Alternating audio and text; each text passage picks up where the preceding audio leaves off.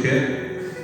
Nós vamos ler no livro de Provérbios, capítulo de número 22 e o versículo de número 6, amém? Glória a Deus, que diz assim a palavra do Senhor. Provérbios, capítulo de número 22 e o versículo de número 6. Educa a criança no caminho em que deve andar, e até quando envelhecer não se desviará dele, amém?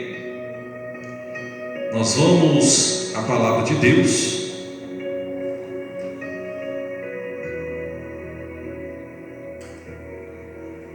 Louvado seja o nome do Senhor. Quando nós olhamos para esta palavra, nós vemos o sábio Salomão dizendo e aconselhando a respeito de vários assuntos. Ele vai aconselhar a respeito de casamento, a respeito de família, a respeito de filhos, de pai, de empregados, patrão. Ele vai nos aconselhar a respeito de até mesmo relacionamentos ilícitos e não ilícitos para o nosso conhecimento e o nosso entendimento. Quando nós olhamos em Provérbios, capítulo de número 22, o versículo de número 6, nós vemos ele ensinando e aconselhando a respeito dos nossos filhos. Educa o seu filho no caminho que deve andar, e até quando ele se envelhecer, não se desviará dele. Esta palavra ela é fiel, ela é verdadeira para todos aqueles que acreditam, para todos aqueles que creem nesta palavra, porque ela não é do homem, ela não é do salmista, ela não é do sábio Salomão, ela não é do profeta, ela não é do apóstolo, mas ela é do próprio Deus, porque toda palavra, nenhuma profecia é de interpretação humana, mas é provida pelo Espírito Santo de Deus nas nossas vidas. Quando nós olhamos o salmista falando, nós vamos entender, e ele vai dizer para nós educarmos os nossos filhos. A responsabilidade de educar os filhos não está na vida do pastor, a responsabilidade de educar os filhos não está na vida do professor, a responsabilidade de educar os filhos não está na vida do profeta, a responsabilidade de educar os filhos está na vida dos pais. Por isso, amados irmãos e amadas irmãs, você que nos ouve nesta noite, a responsabilidade do seu filho, da sua filha está nas suas mãos. Por isso que eu tenho o costume de dizer que pelo menos 50% da educação dos nossos filhos, responsabilidade é dos pais.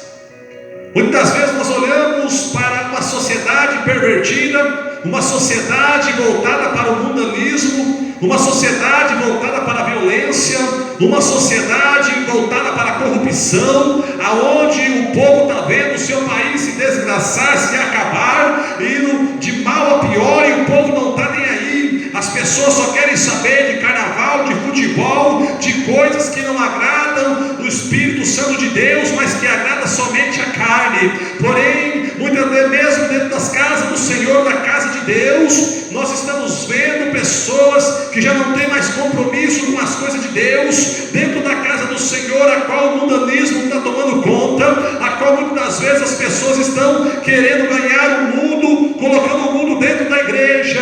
Eu quero dizer para você que nós não estamos ganhando almas trabalhando desta maneira, porque quando nós abrimos a porta para o pecado, nós estamos apenas enchendo a igreja de pessoas perdidas, pessoas que estão construindo a sua casa sobre a areia. Eu quero dizer para você nesta noite, você que está construindo a sua casa sobre a areia, quem sabe a sua vida está indo boa, quem sabe tudo está tranquilo, quem sabe você não está passando por provação, nem por luta nenhuma. Então, se você está construindo a casa sobre a areia, aí por enquanto você vai caminhando tranquilo, mas no momento que o diabo se levantar, você não vai conseguir ficar de pé, porque a casa não está sobre a rocha, a casa está sobre a areia.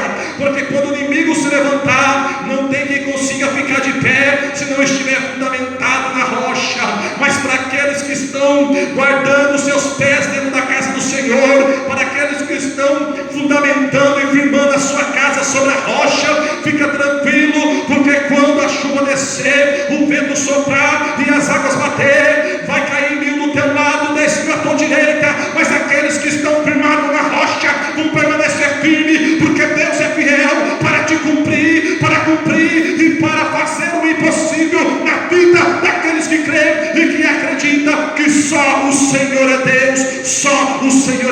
Deus e só o Senhor é Deus, para a glória de Deus. Nós olhamos para esta palavra, nós olhamos para esta mensagem, nós vemos o conselho e nós estamos vendo um mundo perdido. Nós estamos vendo um mundo que já não tem mais compromisso com as coisas de Deus. A palavra do Senhor vai nos dizer que o nome do Senhor é blasfemado entre os que não são crentes por causa dos próprios crentes. Apóstolo Paulo vai dizer que o nome do Senhor é blasfemado entre os gentios por causa de nós, porque pregamos santidade e não vivemos santidade. Pregamos que só o Senhor salva, mas nós abrimos as portas para todo tipo de Senhor. Nós olhamos para dentro da igreja de Cristo e estamos vendo que a igreja está perdendo a sua identidade. Nós vemos que os cristãos estão perdendo a sua identidade. Uma vez olhávamos para nós e as pessoas olhavam para nós e viam nós como pessoas de Deus. Nós éramos respeitados pelo testemunho que nós tínhamos. Mas hoje, quando se fala em crente, as pessoas ficam com o pé atrás, porque você vê crente comprando e não pagando, você vê crente traindo, crente adulterando, crente bebendo, crente se prostituindo, pregando a palavra de Deus, orando pelos dons do Espírito Santo, profetizando, cantando e louvando, e vivendo uma vida toda bagunçada. Pessoas que vêm para a igreja para mostrar os corpos, pessoas que andam na casa de Deus, mas não têm compromisso com Deus. Quantas das vezes nós entramos na casa do Senhor, nós não sabemos se é uma igreja ou se é uma boate, não sabemos se é a casa do Senhor ou se é a casa do diabo. Por isso nós temos que saber entender que outra vez vereis a diferença daqueles que servem a Deus e daqueles que não servem a Deus. Deus não quer só o teu corpo, Deus não quer só o teu coração.